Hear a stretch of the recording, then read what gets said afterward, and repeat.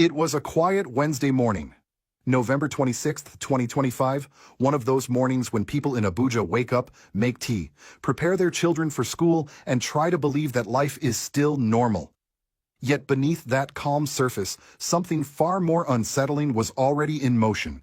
A secret agreement had been signed thousands of miles away in Washington, and the Nigerian people were never told what was written in their name.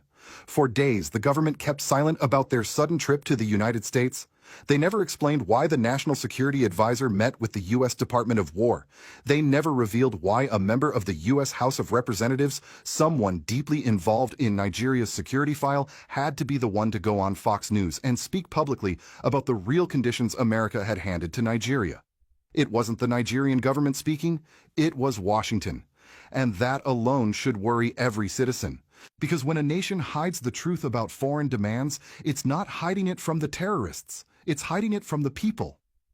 In this opening chapter of today's story, we step into a difficult but necessary conversation, one that many Nigerians may not be ready for, but absolutely deserve. What did the U.S. actually tell Nigeria behind closed doors? What agreements were signed? Why were Americans the first to reveal the conditions, while the Nigerian government avoided every question? And most importantly, what happens in the next 2 months when those conditions expire? If you care about security, sovereignty, and the future of West Africa, stay with me, because understanding this now may shape how you interpret every headline that will come in January and February.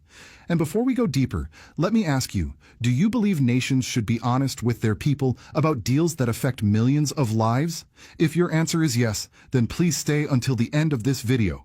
And if you value truth over silence, consider sharing this message so more people can see it. Long before the Nigerian public even knew something unusual had happened, the country's top security officials were already seated in a closed-room meeting inside a Washington building, one belonging not to the State Department, but to the U.S. Department of War. That detail alone spoke volumes. Nations do not visit the Department of War unless the conversations are difficult, serious, and heavy with consequences. And this particular meeting would reshape everything Nigeria believed about its own security. The Nigerian delegation, led by the National Security Advisor and joined by a small group of officials, arrived with the intention of seeking assistance against the worsening wave of terrorism at home. But what they received instead was an ultimatum, not a discussion, not a negotiation. An ultimatum. For days, the Nigerian government refused to brief the public about what was said. They returned home silently, without a press conference, without a national address, and without a single acknowledgement that a monumental demand had been placed upon them. Ironically, it wasn't a Nigerian official who first revealed what happened behind closed doors. It was a U.S. representative who went on Fox News and disclosed the conditions, almost as if to warn the Nigerian people themselves. So what exactly did America say? The first condition was surprisingly personal. The U.S. demanded the immediate release of Sunday Jackson, a man condemned to death in Nigeria under charges many consider politically motivated. Jackson, according to the video's narrator, was treated less as a suspect and more as a symbol, a warning to ordinary citizens that killing terrorists, even in self-defense, would not be tolerated. An American missionary who personally knew Jackson had spent months on Nigerian television urging the government to free him, insisting the world was watching. And Washington made it clear his release was non-negotiable. This is the first step, they reportedly said.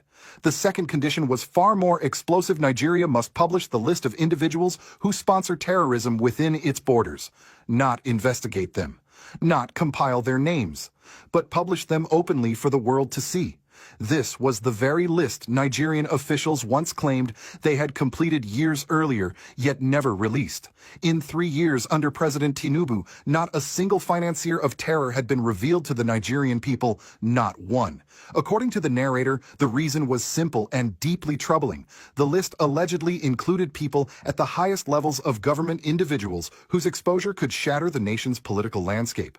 If the list were published, the world would no longer speculate about internal collusion. It would become official, documented, irrefutable. And then came the third condition. The most severe of all: Nigeria must disarm every major terrorist group within 2 months. 2 months to dismantle networks that have operated for years. 2 months to neutralize militants wielding heavy machine guns, armored vehicles, and explosives. 2 months to achieve what the Nigerian military itself has repeatedly failed to accomplish: Washington added a chilling warning: if you cannot disarm them within 2 months, we will. It was not a threat hidden in diplomatic language. It was a direct statement of intent and acknowledgement that the United States had already mapped the problem, identified the actors, and developed its own disarmament plan for Nigerian soil. The Nigerian delegation was reportedly instructed to return home and immediately publish the names of terror sponsors because without transparency, disarmament would be impossible. But after returning to Abuja, the government said nothing, not a word. No names were released. No explanation was offered, and certainly no public debate was allowed. Meanwhile, the narrator insists Nigeria signed multiple pages of documents